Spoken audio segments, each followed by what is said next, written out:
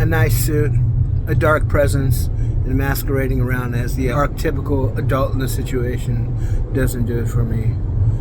I'm afraid that if you're going to try to convince me, you're going to need to have skill.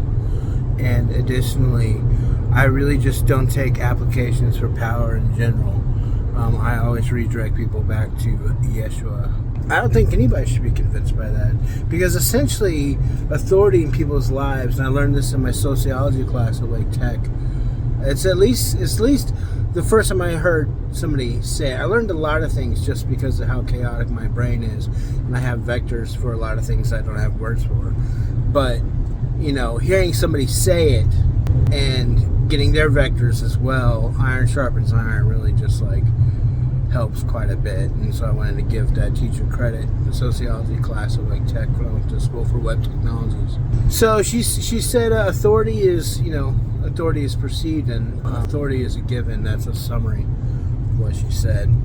That we give people authority, it's not taken. And this works in the models of group dynamics and power dynamics, and people projecting themselves to others, projecting an idea, convincing them an idea, and then stringing them along on that idea for a long time. So somebody just comes up to you and they basically act as though they are your authority right off the bat. Whatever they have behind that, having that first as their first case, projecting that they are, has the highest advantage of convincing you. And that's what they're actually going for, is convincing you, because if they don't convince you, then they don't have authority. So that's, in any situation, whoever's talking, a false prophet, mentally ill, that people want to give power as anything at all, and they're just mentally ill like everybody else. Going through neurological experiences and telling you what their neurological experiences are like, and then you want to make them into something bigger because it satisfies your confirmation bias. It's not good. It's not good, man. You shouldn't give people power like that. Whatever the case is, they have to convince you that they're your authority.